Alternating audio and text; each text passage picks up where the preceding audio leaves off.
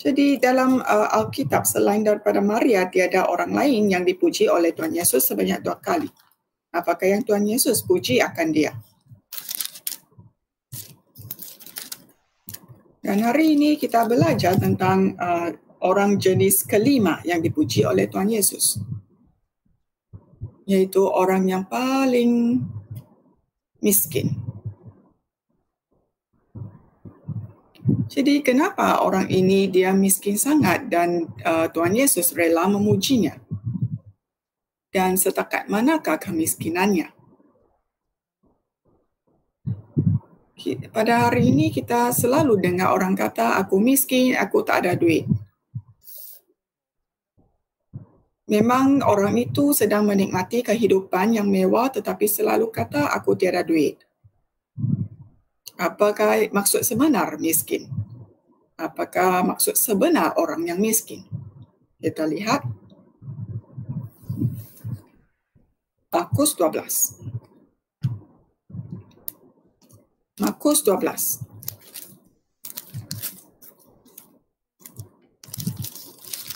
Markus 12 ayat 41 hingga 44.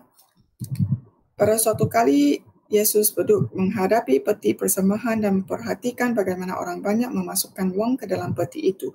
Banyak orang kaya memberi jumlah yang besar.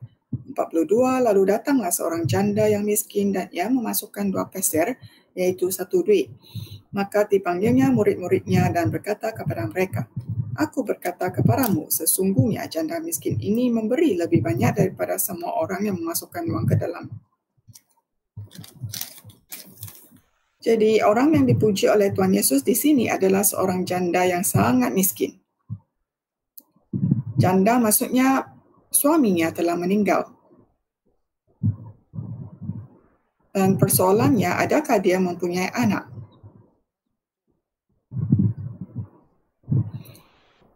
Jadi mengikut apa yang dia lakukan dan apa yang dikatakan oleh Tuhan Yesus, nampaknya dia tiada anak. Kalau dia benar-benar ada anak,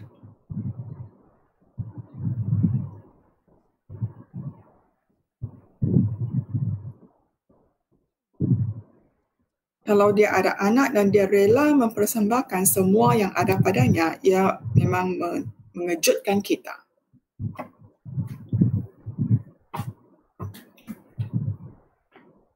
Dan dalam hal ini, mari kita menilai hati mengasihi Tuhan kita ataupun hati kesyukuran kita. Atau mari kita menilai hati persembahan kita.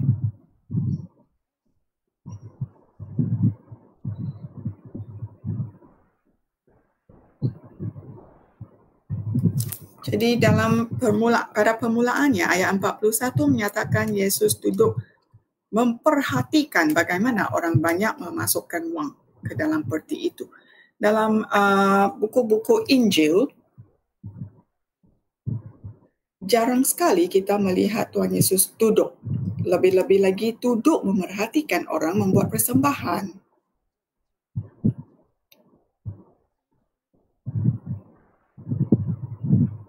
Tetapi dalam buku Markus, Tuhan Yesus duduk memperhatikan orang membuat persembahan. Jadi apakah yang dapat kamu lihat di sini?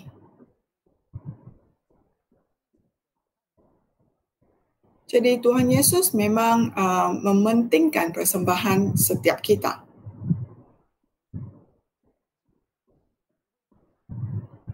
Jikalau persembahan itu tidak penting, Tuhan Yesus tidak akan duduk untuk memerhatikan orang membuat persembahan. Apa yang seronok sangat.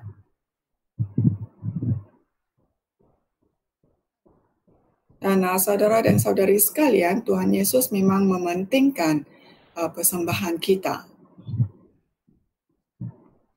Dan memang bukannya betapa banyak yang kita persembahkan, tetapi hati persembahan kita.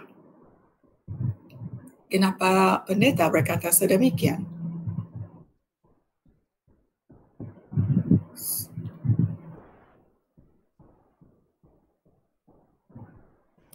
Tapi di sini kita juga lihat bahawa ada ramai orang kaya memberi jumlah yang besar. Ada apa-apa perasaan tak Tuhan Yesus melihat orang kaya membuat persembahan?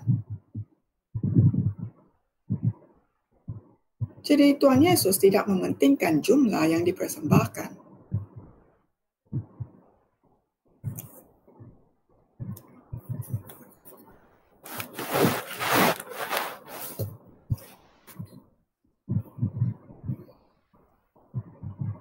Jadi hari ini kalau kita melihat ada ramai orang kaya beratur membuat persembahan, mungkin hati kita akan berasa sangat seronok kerana jumlahnya pasti besar.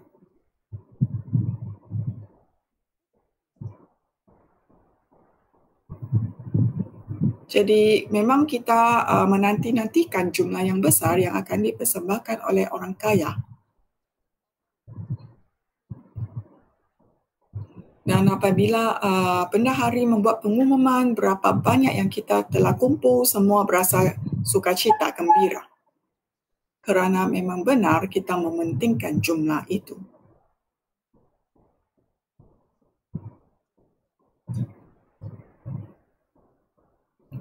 Tetapi Tuhan Yesus duduk memerhatikan hati kita membuat persembahan. Dan pada ayat 42 menyatakan datanglah seorang janda yang miskin dan juga mengambil bahagian dalam persembahan. Jadi tiada orang yang memerhatikan janda yang miskin itu. Dia seorang janda yang miskin. Berapa banyaklah yang dia dapat persembahkan. Lagipun dia berada di antara orang-orang kaya. Siapa yang orang ramai mesti berasa kedudukannya sangat ganjil pada masa itu.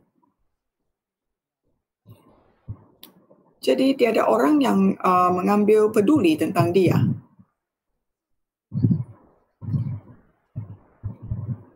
Tetapi kemunculannya telah pun menarik perhatian Tuhan Yesus.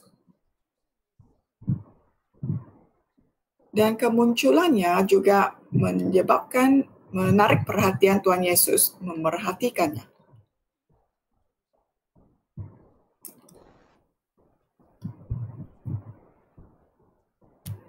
Jadi hati Tuhan Yesus yang aman, yang tenteram itu telah pun digerakkan olehnya. Jadi kenapa pendeta berkata hati Tuhan Yesus yang tenteram digerakkan? Sebab Alkitab mencatatkannya. Jadi apa yang Tuhan Yesus katakan di ayat 43?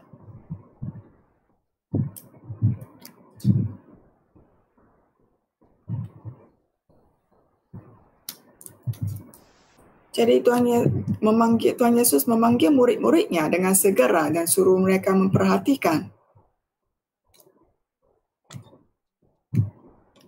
Jadi apa yang Tuhan Yesus mau mereka perhatikan?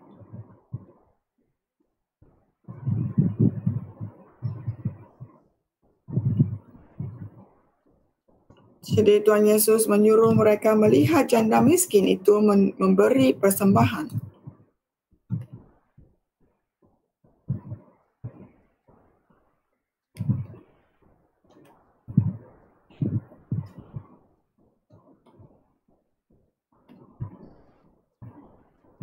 Jadi tiba-tiba Tuhan Yesus berasa terkejut. Berasa tergesa-gesa.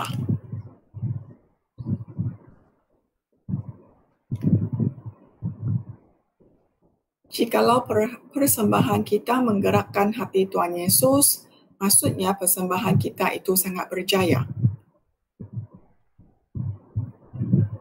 Jadi persoalannya, berapa banyak yang janda miskin ini dapat persembahkan?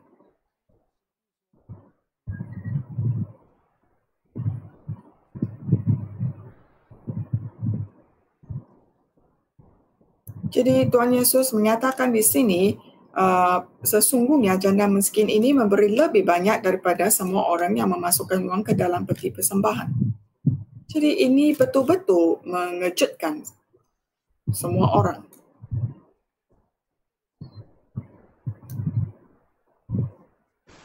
Jadi pujian Tuhan Yesus seperti itu memang menyebabkan orang ramai tidak faham.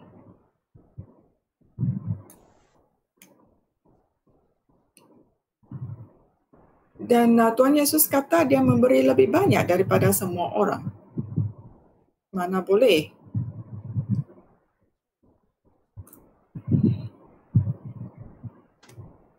Jadi dalam situasi seperti ini ada dua sebab. Pertama ialah saya tersalah dengar.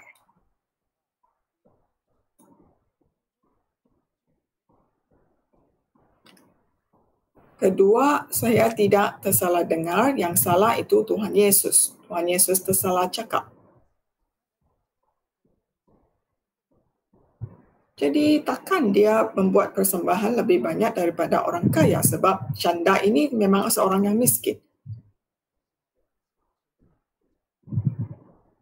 Jadi kalau kita menggunakan perasaan atau membuat anggapan seperti itu tidak salah sebab memang benar kita mementingkan jumlah yang dipersembahkan. Kita membandingkan jumlah itu. Tetapi apa yang Tuhan Yesus bandingkan bukannya jumlah yang dipersembahkan tetapi hati persembahan itu.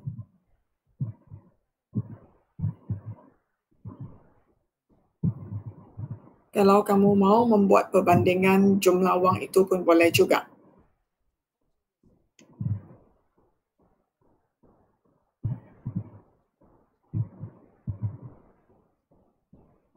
Sebab Tuhan Yesus berkata orang kaya itu akan mempersembahkan yang lebih, yaitu memberi dari kelimpahannya, dan orang kaya itu tidak akan merasa sakit hati kerana itu memang yang lebih.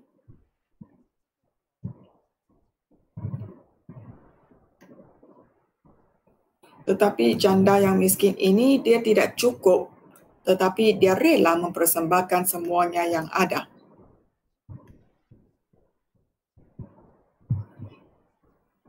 Jadi kamu bandingkanlah. Ada satu yang membuat persembahan dari kelimpahannya, satu lagi membuat persembahan dalam kekurangan. Sendiri pun tidak cukup, tapi dia rela membuat persembahan.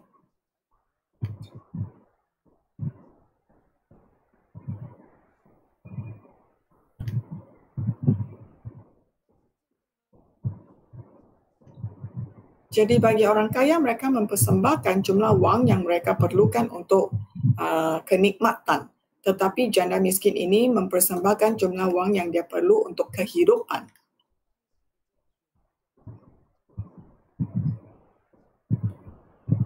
Jadi pengumuman Tuhan Yesus pada masa itu memang mengejutkan semua orang.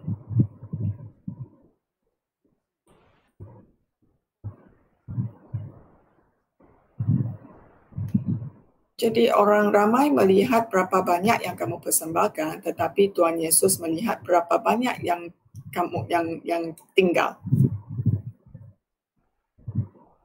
Ini adalah butir penting dalam aspek persembahan.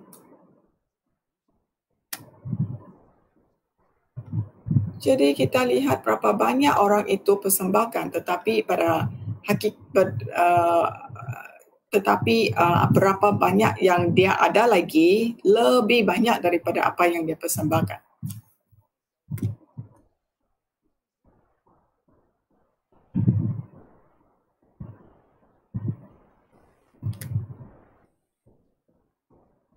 Tetapi janda miskin ini dia ada sedikit sahaja dan sedikit yang dia ada pun dia tidak simpan untuk diri sendiri, dia mempersembahkan segalanya. Jadi Tuhan Yesus melihat hati persembahan kita dan juga niat persembahan kita dan sikap kita membuat persembahan. Jadi jangan lagi kita kata kita tiada duit, pendeta aku tiada duit untuk membuat persembahan. Di hadapan janda miskin ini kita tidak boleh bercakap sedemikian atau tidak betul untuk bercakap sedemikian. Apabila kamu kata kamu miskin, adakah kamu lebih miskin daripada janda miskin ini?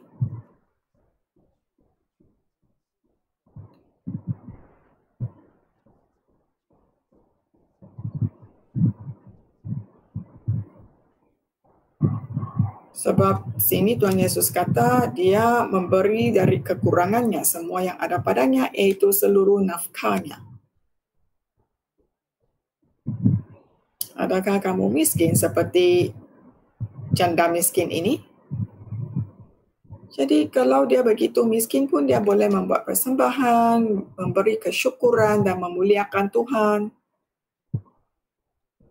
Kalau kamu ada banyak wang dan kamu kata kamu tiada duit untuk membuat persembahan, jadi jangan lagi kita kata kita tiada duit untuk membuat persembahan. Tetapi kita selalu mendengar, terutamanya apabila gereja mau membeli bangunan baru, membina bangunan gereja baru, kita selalu dengar jemaat kata aku tiada duit. Kalau kamu doa dan dipenuhi dengan kasih Tuhan Yesus, kamu pasti ada. Jadi 2 peser itu iaitu 1 duit mendapat pujian Tuhan Yesus.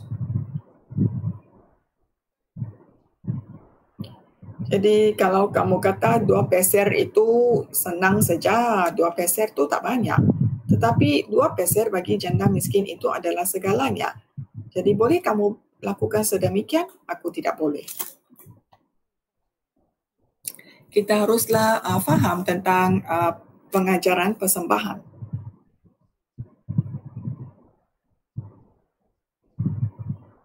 Jadi kalau kita merupakan pengurus wang, kita bukan tuan wang.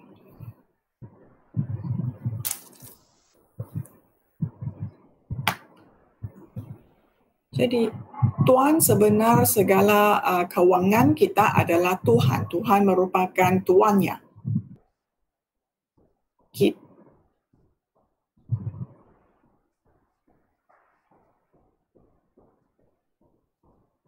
Kita cuma adalah pengurus wang dan bukannya tuannya.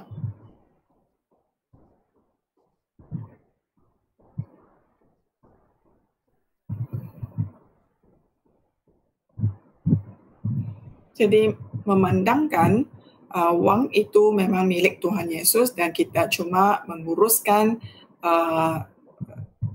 bagi pihak Tuhan Yesus, maka kita pun merancang dengan baik.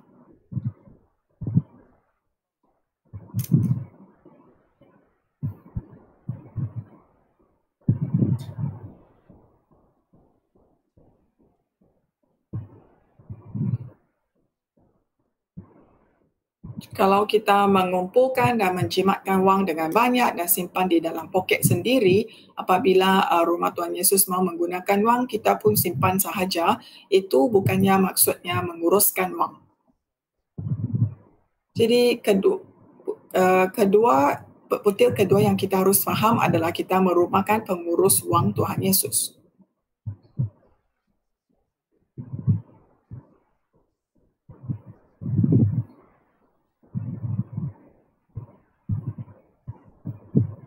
Jadi kalau kita membuat persembahan, bukannya bermaksud kita menolong Tuhan, tetapi kita bersyukur kepada Tuhan.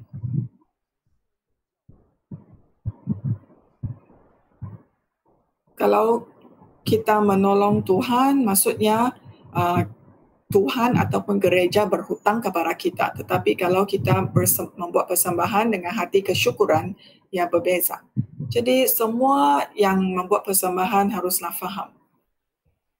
Jadi kalau kita membuat persembahan, kita bersyukur dan bukannya menolong Tuhan.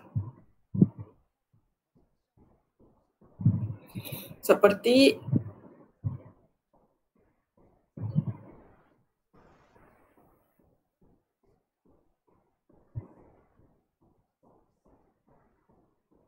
jadi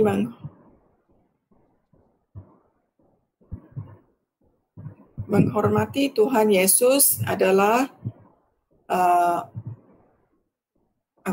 menghormati ibu bapa adalah tugas kita bersyukur kepada mereka, bukannya kita berhutang kepada mereka.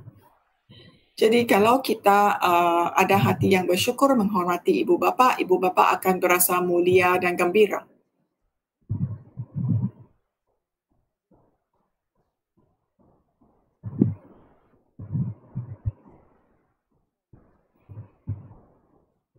Sebaliknya, kalau kita menghormati ibu bapa kita cuma untuk mendapat warisannya, itu adalah sangat salah, niat yang sangat salah.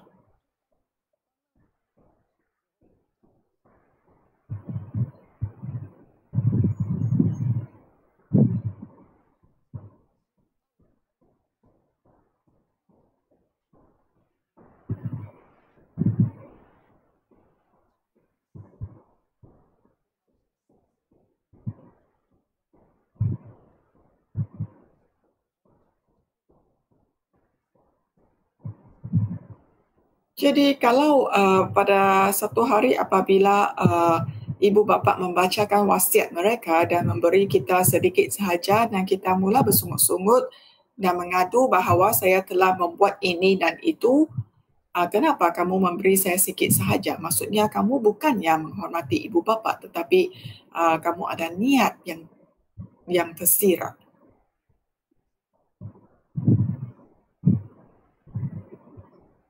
Kebanyakan masa situasi sebegitu akan kita lihat apabila ibu bapa meninggal dunia. Adik-beradik akan berebut. Jadi saudara dan saudari, adakah kamu bersyukur kepada ibu bapa kamu ataupun kamu menolong ibu bapa kamu?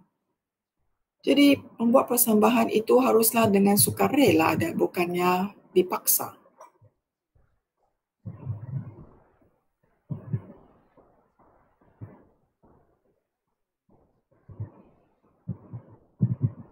Jadi ada yang berasa yang sudah pun menggunakan segala berusaha dan mereka pun berasa sukacita. Jadi membuat persembahan juga bukannya satu perbandingan, tetapi menggunakan tetapi dilakukan secara bersungguh-sungguh. Dan membuat persembahan merupakan satu peluang yang Tuhan berikan kepada kita, memberkati kita. Yang keenam, apakah maksud persembahan?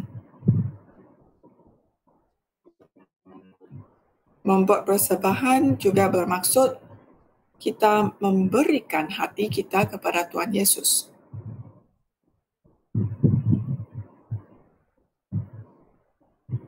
Jadi membuat persembahan adalah memberikan hati kita kepada Tuhan Yesus.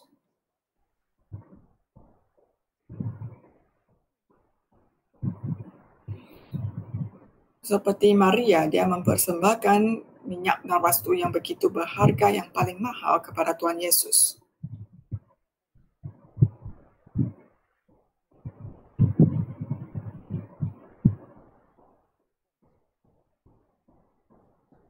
Jadi semoga jemaat di Gereja Gombak sama-sama akan belajar dari janda miskin ini dalam hal persembahan. Dan kita teruskan belajar orang keenam yang dipuji oleh Tuhan Yesus. Siapa lagi yang Tuhan Yesus puji? Petrus. Adakah Tuhan Yesus memuji Petrus?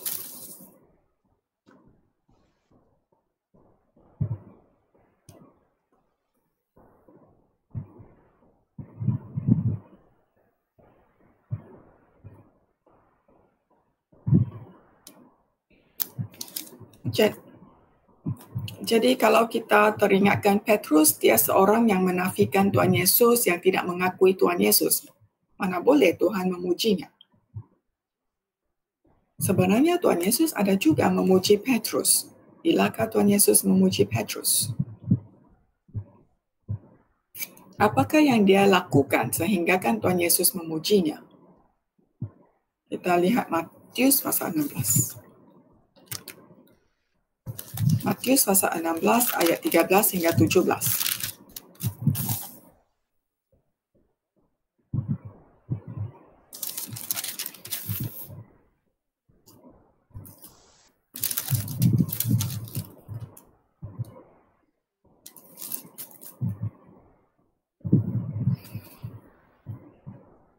Tuhan Yesus bertanya, kata orang, siapakah anak manusia itu? Jadi ada yang kata dia adalah Yohanes Pembaptis, ada yang katakan dia Elia, Yeremia, dan di ayat 15 Tuhan Yesus kata, tetapi apa katamu, siapakah aku ini? Di sini ada dua soalan.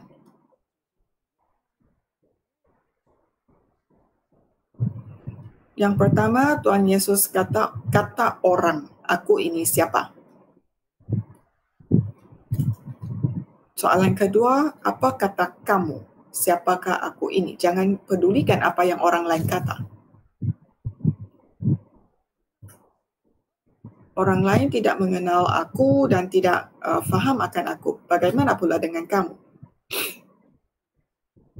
Dan ada ramai orang yang mengikuti Tuhan Yesus tetapi tidak mengenali Tuhan Yesus. Ada ramai orang yang pernah diselamatkan oleh Tuhan Yesus tetapi tidak mengenali Tuhan Yesus. Ada banyak orang yang menjawabnya dengan salah. Ada banyak yang konsepnya terhadap Tuhan Yesus pun salah. Kenapa penghakiman mereka kerana mereka menilai Tuhan Yesus mengikut pandangan manusia.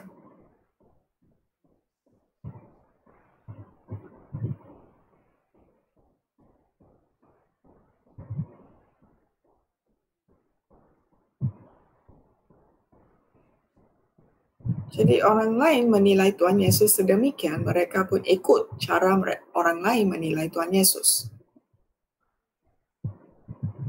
Kalau macam itu memang salah.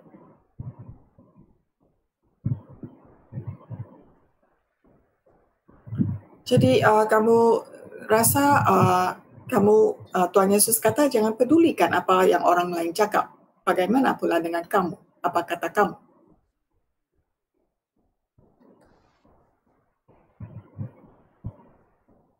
Jadi jawab Simon Petrus, engkau adalah Mesias, anak Allah yang hidup.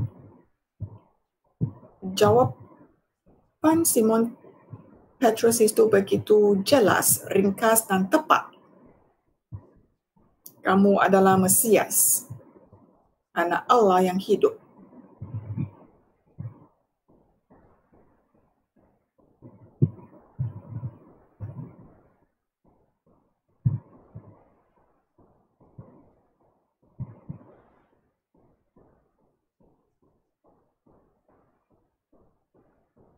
Jadi Tuhan Yesus kata, bukan manusia yang menyatakan itu kepadamu, melainkan Bapa-Ku yang di syurga, Roh Kudus yang menolong kamu menjawabnya sedemikian.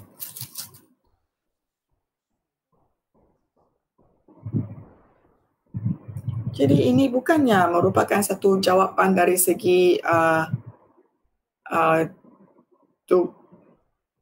tubuh manusia, tubuh fizikal, tetapi ia datang dari syurga.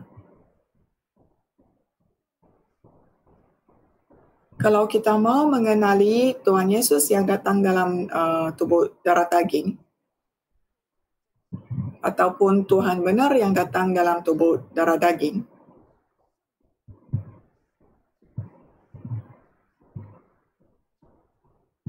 jadi kita haruslah dipimpin oleh Roh Kudus untuk mengenalinya. bukannya sebab Petrus bukan Tuhan merasa Petrus itu sangat hebat, tetapi melainkan dia dipimpin oleh Roh Kudus. Jadi sila perhatikan bagaimana Tuhan Yesus memuji Petrus. Ya, memang tidak pernah berlaku.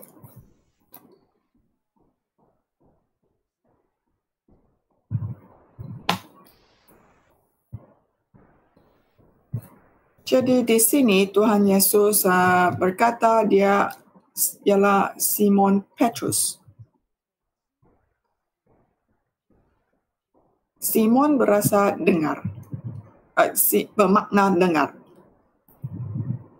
Ba maksudnya anak. Oh, Yunus adalah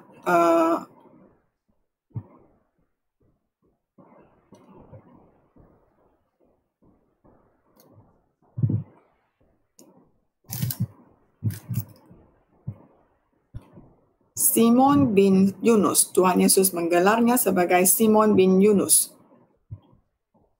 Maksud rohaninya adalah anak Roh Kudus. Anak Roh Kudus, merpati, maaf.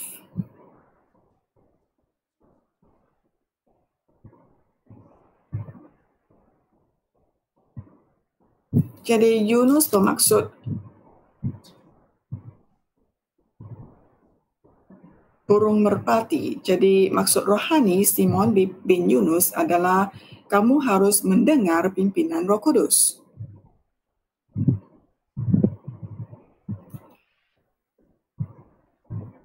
Jadi kita haruslah mendengar pimpinan dan mengikuti pimpinan Roh Kudus.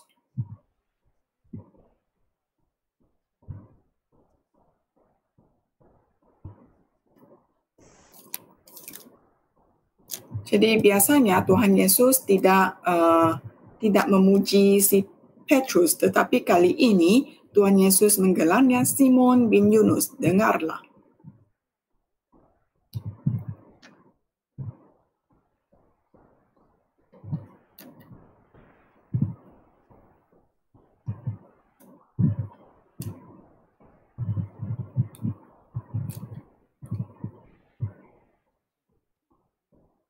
Jadi kita haruslah bersandar kepada pimpinan Roh Kudus. Jikalau tiada pimpinan Roh Kudus, kita tidak akan faham dan kita tidak dapat mendengarnya atau menerimanya selepas kita mendengar.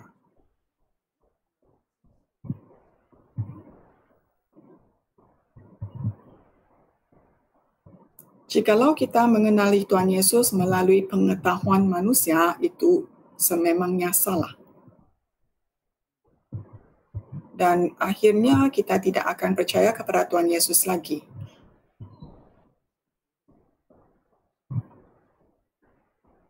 Jadi ada banyak ahli sains yang mengkaji tentang Tuhan Yesus, pada akhirnya mereka tidak mahu percaya lagi. Kenapa ia berlaku? Mereka merupakan golongan yang mengkaji Tuhan Yesus. Jadi masalahnya timbul dengan perkataan mengkaji. Mereka berasa merekalah yang mengkaji Tuhan Yesus, merekalah yang mengkaji Alkitab.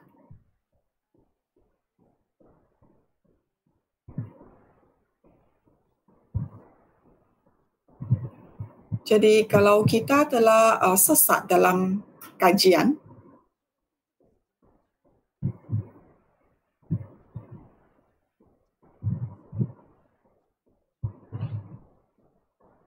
jadi biasanya kalau kita mengkaji sesuatu, maksudnya kita mau mengetahui dengan lebih mendalam tentang sesuatu hal. Dan masalahnya di sini,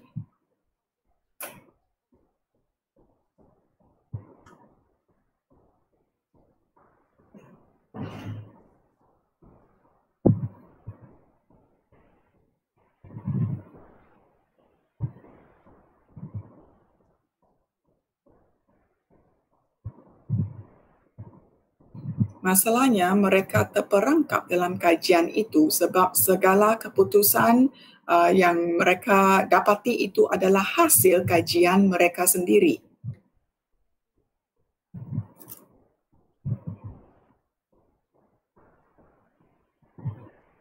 Jadi saya amat risau dengan pepatah ini, iaitu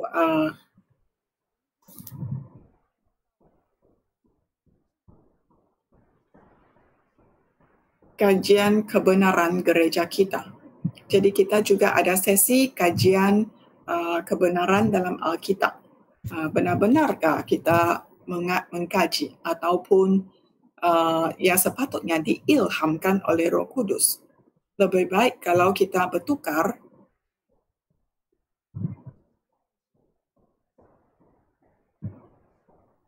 jadi haruslah kita tukar perkataan kajian itu kepada mempelajari.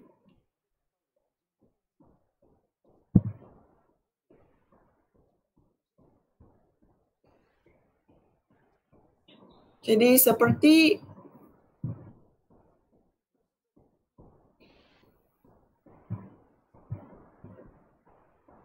pendeta yang telah jatuh, mereka jatuh sebab mereka mula mengkaji tentang Tuhan, mengkaji Alkitab sehingga mereka jatuh terlalu bangga dengan hasil kajian mereka. Itu pendeta yang mengkaji tentang si iblis. Jadi di sini ialah Tuhan Yesus memuji Simon Petrus dan dia mengatakan itu jawapan bukannya dari Simon Petrus sendiri, tetapi ia adalah datang dari Bapa yang di syurga.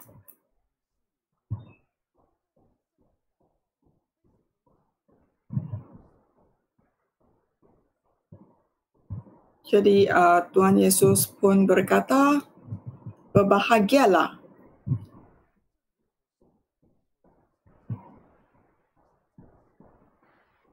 apa yang kamu katakan itu adalah benar.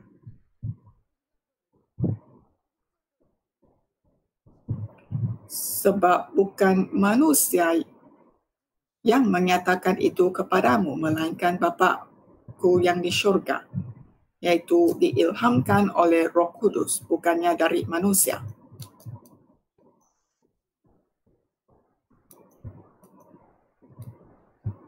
Jadi Tuhan Yesus kata, berbahagialah engkau Simon bin Yunus sebab kamu mendapat pimpinan Roh Kudus. Pada hari ini, adakah kita betul-betul faham dan mengenali gereja Yesus benar?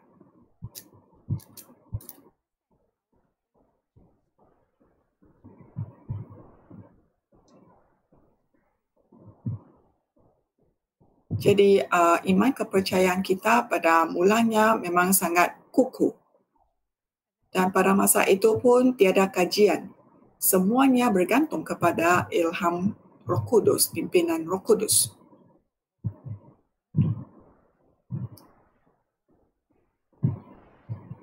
Dan kita juga tidak berpelajaran tinggi, tidak berpendidikan tinggi, tiada kelas kajian Alkitab.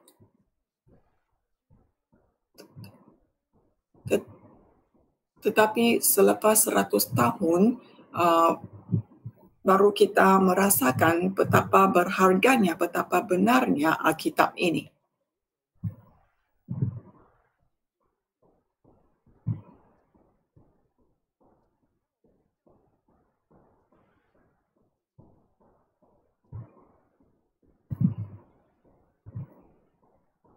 Jadi ada banyak pekerja pelayan-pelayan kudus Tuhan, gereja Yesus benar yang tidak berhenti-henti mengkaji Alkitab.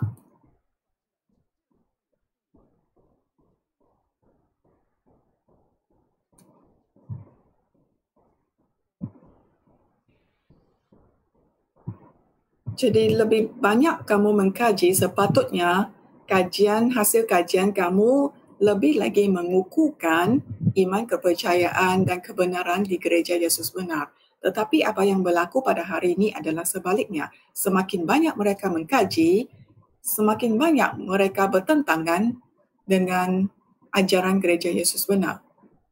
Jadi pada hari ini,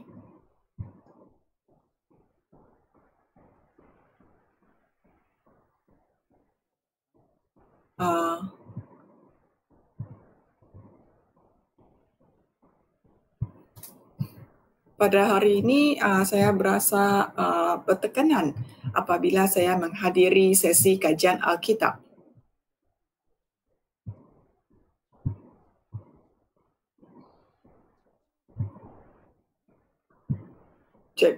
Saya rela kembali kepada masa permulaan, semuanya sangat ringkas, percaya dengan hati yang ringkas.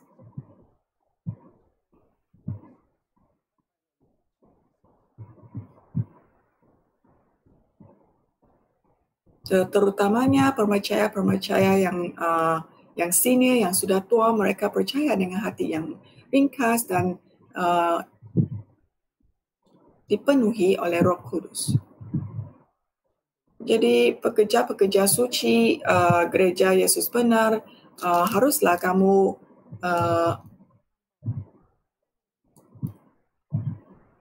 merenungkan apabila kita menekankan banyak sangat tentang kajian Alkitab, adakah ia betul? Bagaimana dengan Paulus? Apakah jenis kepercayaan Paulus?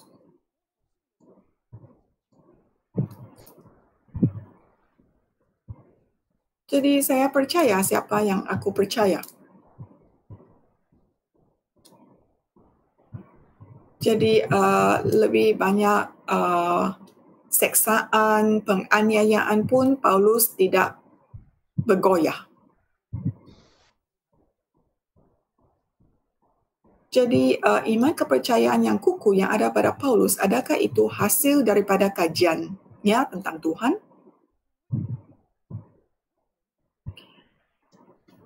Apa yang aku hendak tekankan di sini ialah kenapa Tuhan Yesus bertanyakan soalan ini kepada murid-muridnya.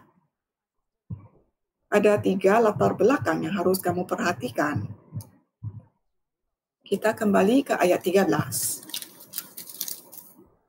Pasal 16 ayat 13.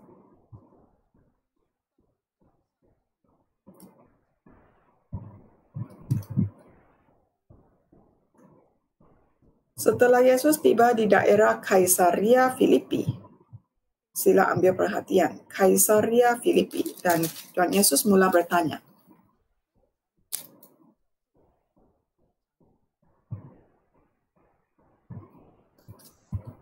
Jadi di tempat ini, Kaisaria merupakan satu tempat di mana ada banyak kepercayaan yang kolot. Jadi di tempat di mana ada banyak pengaruh tentang kepercayaan kolot, Tuhan Yesus mula bertanya soalan ini.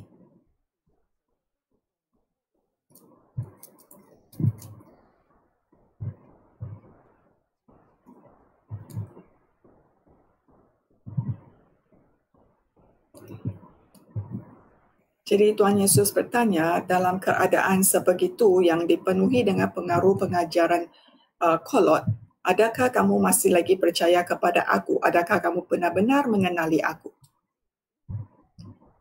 Ataupun orang ramai menganggap Tuhan Yesus cuma merupakan satu agama yang berbeza sahaja.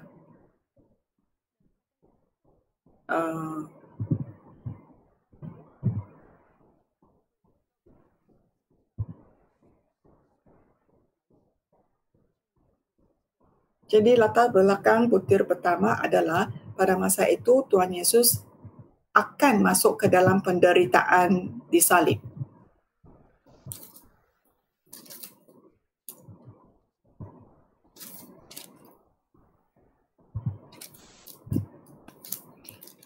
Jadi dia bertanyakan persoalan ini sebab dia akan menghadapi penderitaan disalib tidak lama lagi.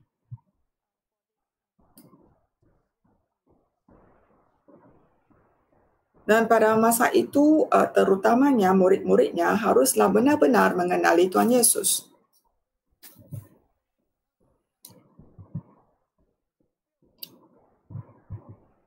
Jadi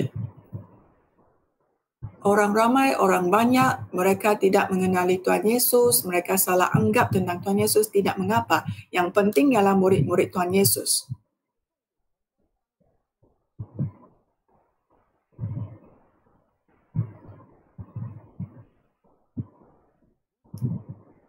Jadi Tuhan Yesus mementingkan persoalan itu terhadap murid-muridnya, bukannya orang-orang kafir.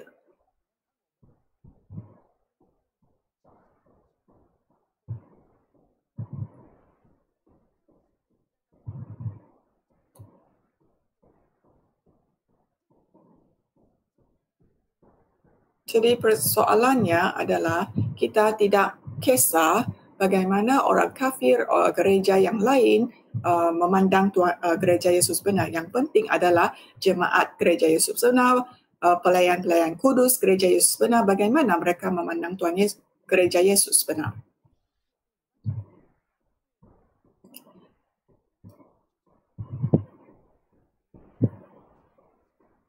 Sebab apabila seksaan atau penganiayaan itu sampai, kalau jemaat sendiri tidak mengenali Tuhan Yesus, memang mereka tidak dapat menghadapi cabaran-cabaran itu. Jadi itu adalah latar belakang soalan Tuhan Yesus. Dan setiap soalan yang Tuhan Yesus tanya itu pasti ada latar belakangnya. Jadi butir ketiga latar belakang soalan itu.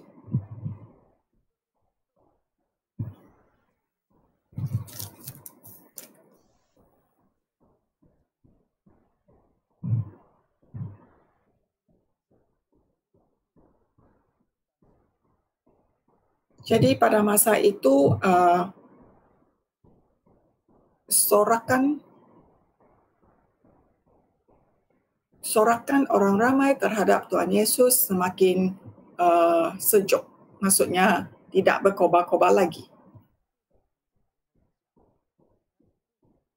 Jadi kemuliaan orang ramai terhadap pandangan orang ramai terhadap kemuliaan Tuhan Yesus itu pun semakin kurang, semakin merosot.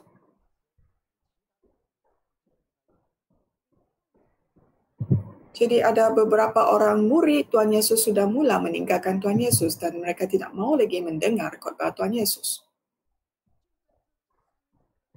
Dan dalam ketiga-tiga latar belakang ini, Tuhan Yesus bertanyakan soalan ini. Tetapi apa kata kamu? Siapakah aku ini? Dan dengan ini, ia menunjukkan soalan ini begitu bermakna dan penting.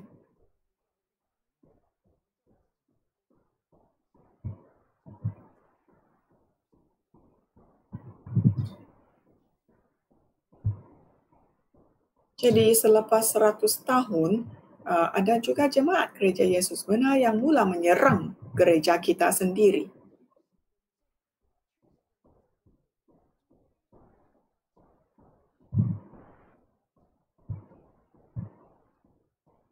Jadi Tuhan Yesus telah pun menyerahkan tanggungjawab ini kepada kita.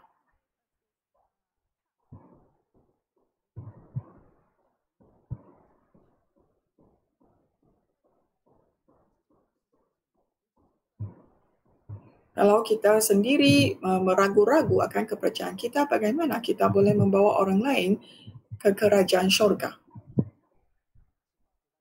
Kita lihat ayat 18.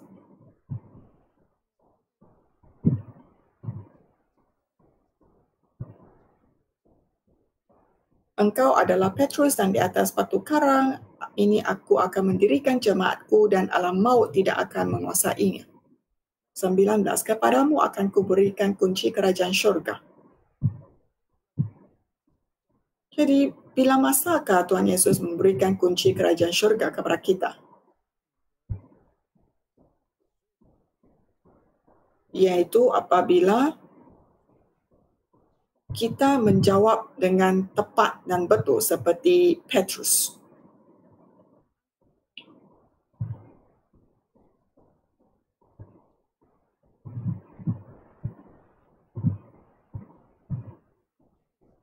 Jikalau hari ini kita dapat memimpin dan membawa orang masuk ke kerajaan syurga, maka kita berjalan di atas jalan yang betul.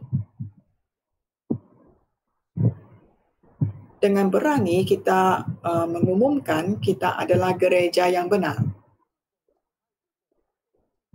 Dan kita harus mengharungi semua serangan dan juga ujian denominasi yang lain. Kita benar-benar faham. Barulah dengan itu kita dapat memimpin dan membawa orang ke kerajaan syurga. Dengan itu barulah Tuhan Yesus akan memberikan kunci kerajaan syurga kepada kita.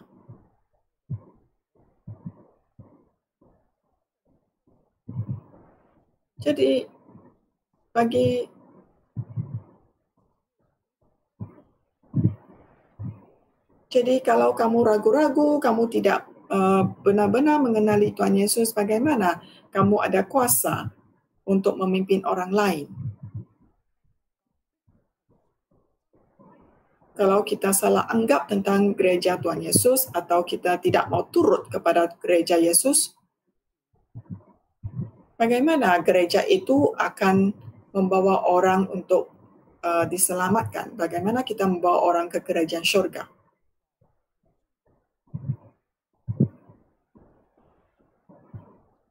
Jadi kalau pendeta itu tidak menurut kepada arahan Tuhan Yesus, bagaimana dia mau memberitakan Injil? Jadi kita haruslah benar-benar memahami dan mengenali firman Tuhan Yesus. Ini merupakan latar belakang yang sangat penting atas persoalan Tuhan Yesus terhadap persoalan Tuhan Yesus kepada Simon Petrus. Dan syukur puji Tuhan, dengan pimpinan Roh Kudus, Simon Petrus itu menjawabnya dengan tepat sekali. Dan berbahagialah engkau Simon bin Yunus. Dan Tuhan Yesus memberikan kunci kerajaan syurga kepadanya. Tuhan Yesus memujinya. Ini saya ingin menceritakan tentang pujian Tuhan Yesus terhadap Petrus. Saya telah berkongsikan 4 sesi tentang orang yang dipuji Tuhan. Ada banyak lagi orang yang dipuji oleh Tuhan Yesus. Kamu sendiri pergi cari dan belajar. Sudah cukup. Mari kita sama-sama nyanyi kidung 236.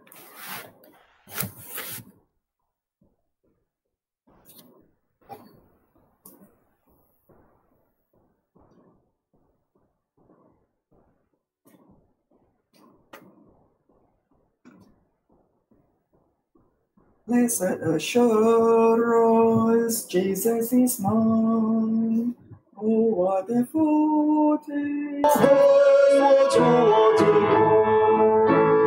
得主宝贝，宣信进退我，神灵经内心兴起的星星，我属耶稣。赞美我救主，歌唱欢呼，述说主慈爱，真实本性，感谢主救赎我。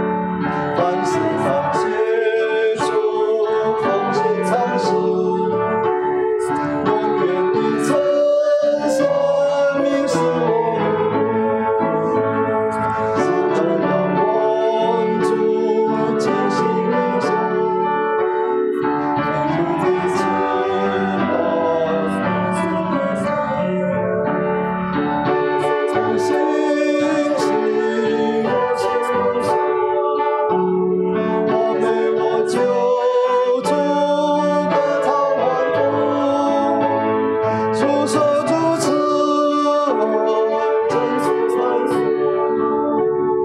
跟随着救赎，那是对象。 Syukur puji Tuhan. Kita milik Tuhan. Ini adalah berkat yang paling besar. Syukur puji Tuhan.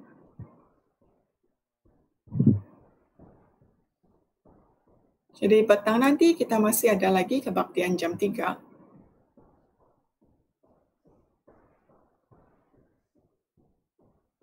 Jadi pada petang ini kita akan kongsikan tentang ke-10 tidak dalam perjalanan ke kayu salib.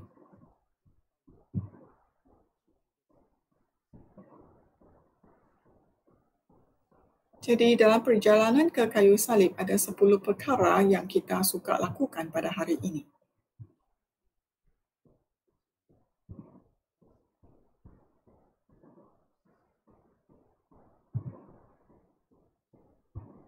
Tetapi dalam perjalanan ini Tuhan Yesus memberitahu kita ke-10 perkara ini tidak sepatutnya kita lakukan. Kecuali kamu tidak mau berjalan di atas jalan ke kayu salib. Kalau kamu mau berjalan di atas kayu salib, haruslah kamu perhatikan ke-10 hal ini. Sekarang kita akan berdoa.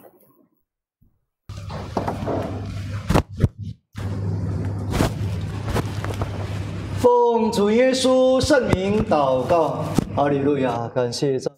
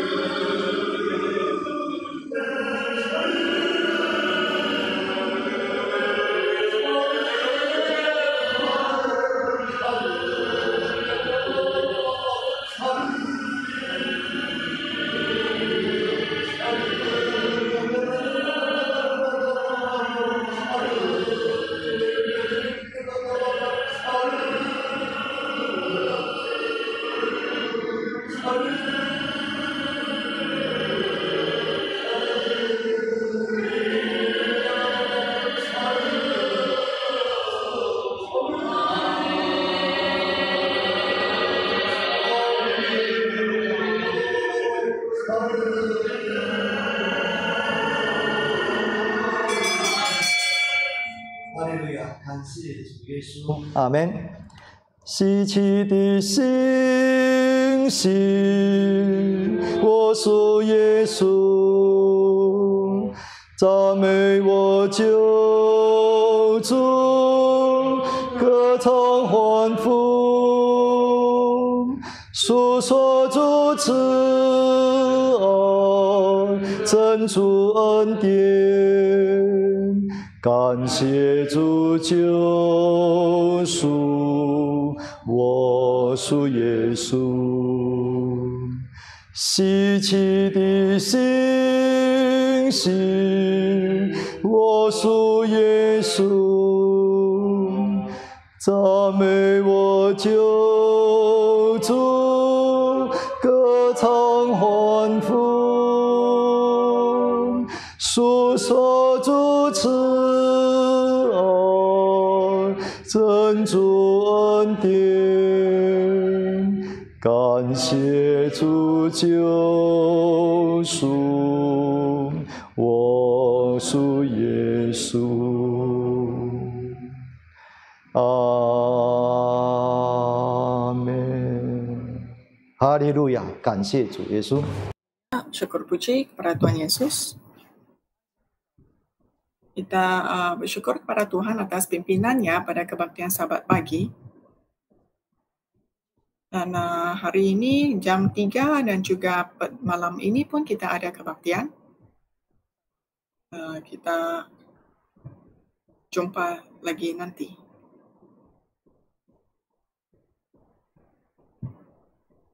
Terima kasih.